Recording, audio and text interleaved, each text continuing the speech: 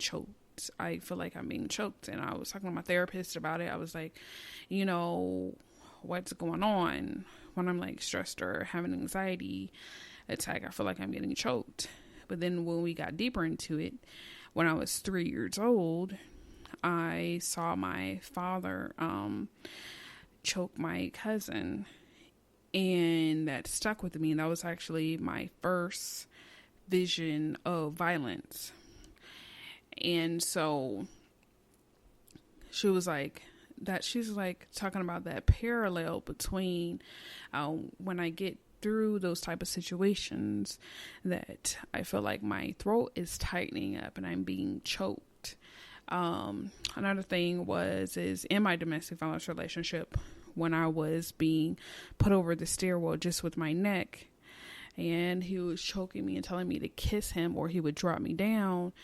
That's another parallel, and also history repeating itself, of having that foundation of abuse, and that was a parallel. So it's just, getting the help, that we need, because this is something that happened to us. And so we're just experiencing these type of symptoms, and we can definitely grow from it, because I haven't really had the throat closing feeling as frequently as I did, because I felt like I was getting choked out all the time in stressful situations. Now it's way more or less frequent, but I am doing better with that. Now, criticism or embarrassment, that was a huge thing for me, a huge trigger for me. I could not take anyone, saying I did anything wrong, not because of like a ego thing. I just couldn't be pushed down anymore. And it could be somebody just being nice, but I just felt like I wasn't good enough. My credit, when I got criticism, it was like, oh, this is they're right. This is another reason why I'm not good enough. I try to do my best, but I'm not good enough. So it would trigger that. And then it goes into, I feel like I'm hated or what have you. So it's just a thing we have to learn from.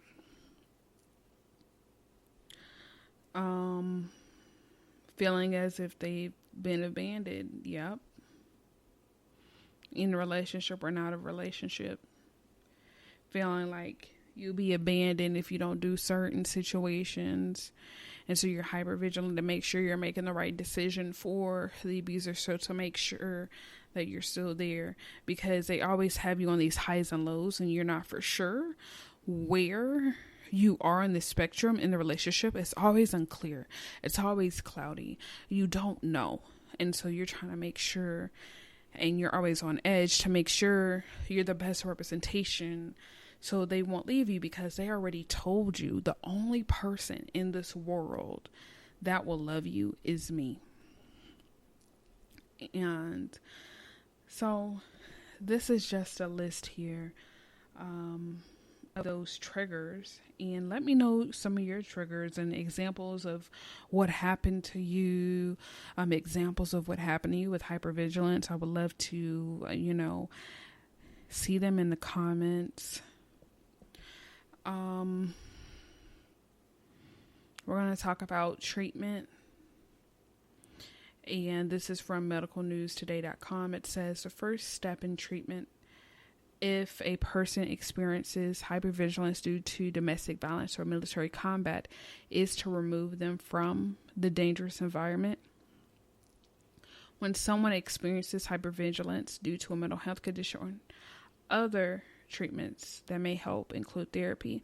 A doctor may refer people for therapy to treat the medical health condition that is causing their hypervigilance. Therapies that may help include cognitive behavioral therapy, CBT for anxiety, or exposure therapy for PTSD. medication. Anxiety and PTSD can be treated with beta blockers, antidepressant, or anti-anxiety medication. Schizophrenia or bipolar may be treated with antipsychotics. Now it says management techniques, as well as taking medication if it is prescribed, and attending therapy if they have been referred. People may look for other ways to manage hypervigilance. Relaxation, deep breathing, exercises may aid relaxation and reduce anxiety so that people can better manage your symptoms. Exercise, regular release endorphins, which may help reduce anxiety. And let me tell you something about exercise. It definitely does. That really helped me with my hypervigilance when I started exercising, because it was like relieving for the stress for today, because you already have trauma that you're trying to work through, and then the daily stresses on top of that, it jacks you up, it messes your mind up, and you just feel like you cannot do anything. You have the weight on your shoulders. But exercise, it helps to me release the daily stress of say a supervisor or boss getting into you that day, or a caller on the line that was you had a mean caller, or a coworker that messed with you during the day, or just a stressful project that came out of nowhere, things like that. Exercise, oh my gosh, it definitely helped me. And I did notice my symptoms of hypervigilance decrease dramatically, because I used to be on edge so much, and I could not do anything because of the anticipation of something happening.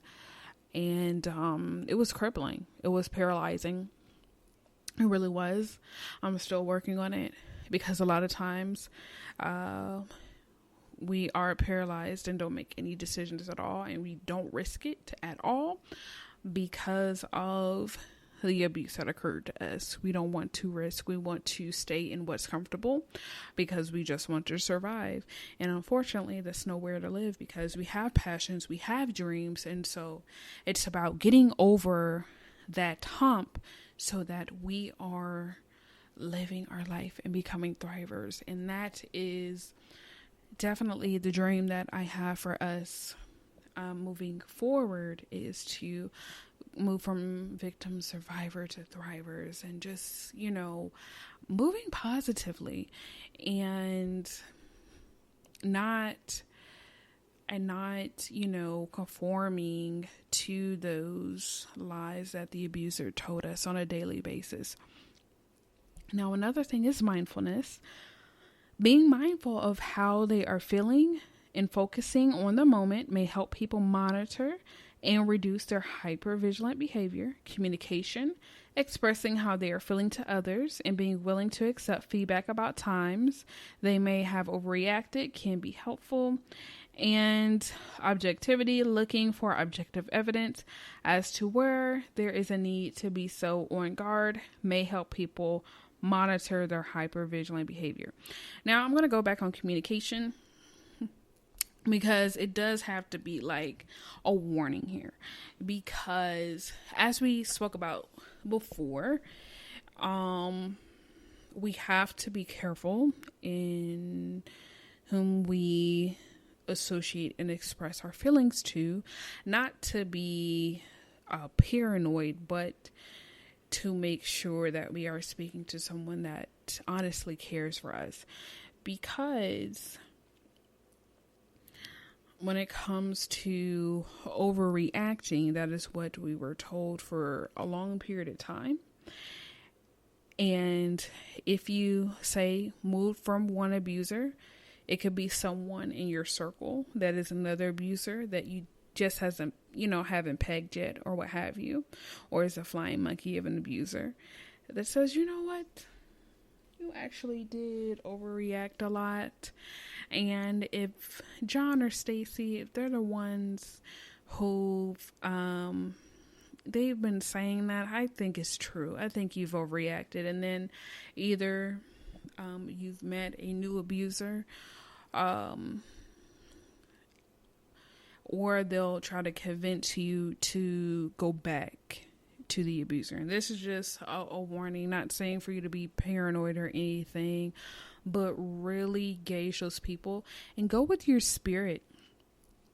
God gives us, the gift of discernment, and you know how we feel uneasy. So if you're feeling uneasy about something, don't communicate to that person. Communicate to a person where you have peace, not where you have fear and you feel as if you have to tell them something, or you're only telling them so that you guys' relationship can be closer, because people that are parasitic, they use that in order to use you further.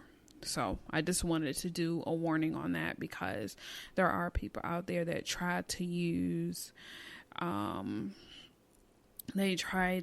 you opening up to them and, you venting to them, and they use that to their advantage. So just watch out for that. Not all people are like that, because there are sweet, loving people that have unconditional love in this world that God created, but sometimes they're not. So we're just be wary of that and just follow your spirit. So I just want to say I love you so very much, and thank you so much for listening to this episode of the Abuse Exposed podcast with ISpeakMotivate, and welcome to the community. Thanks for joining us this week on Abuse Exposed. Make sure to subscribe to our show in Apple Podcasts and other social media platforms at Abuse Exposed so you never miss a show. While you're at it, if you found value in this show, we'd appreciate a rating on Apple Podcasts. Or if you'd simply tell a friend about the show, that would help us out too. Thanks for being a part of the community.